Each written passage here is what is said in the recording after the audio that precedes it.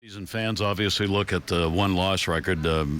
That's probably the most important thing to them. For a manager, though, yeah. So a manager, though, there are other satisfactions I think that come with the ball club. Can you talk a little bit about that and what that's been for you this year?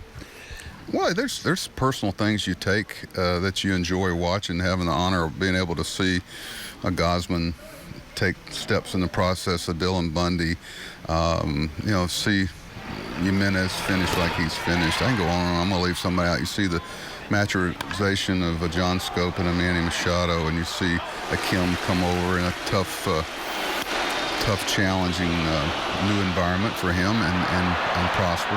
And you see Matt Wieters come back from Tommy John surgery. I can go on and on. There's a story everywhere that makes you realize this is why you do it. And you take not personal satisfaction, but you take a real pride in what these guys are able to accomplish. You just try to create a good atmosphere for that to happen. Buck, what is the manager's role in this day and age? And my sense is it's changed over the years. What organization you're with. Well, that's true. I mean, that's absolutely true. But how do you view that role right now? I view it that your job is to bring what the club needs.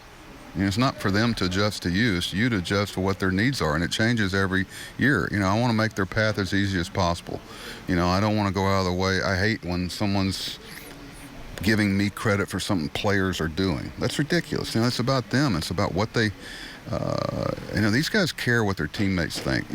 Coaches and managers are ships passing in the night. And if you keep that in mind, and it's a player's game, and they allow you to manage them.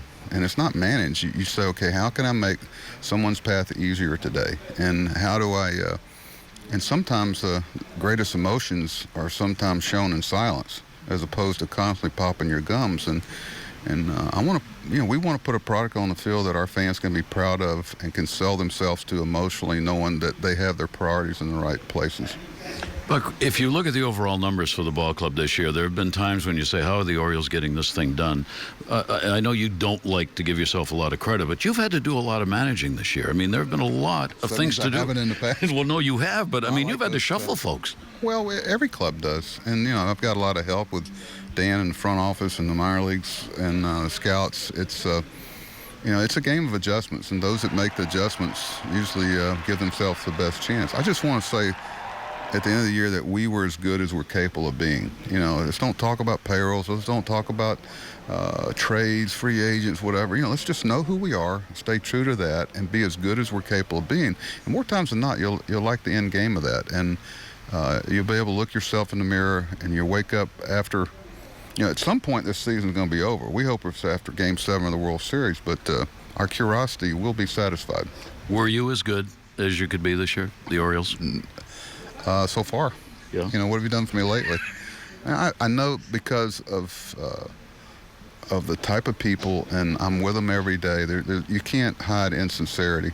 You can't with being around each other for 7-8 months, 7 days a week. And, thank goodness they're not all different. I don't want a bunch of robotic zombie follow. I want them to be themselves. I want them to have personality. I want them to express their emotions, but I talk about, just think about the weight your words carry and how it reflects on your teammates, your family, the organization. If you'll just think for a second, and sometimes we don't. I'm as guilty as anybody. Sometimes you fire from the hip and you look back and go, boy, I wish I'd have been a little slower on the draw.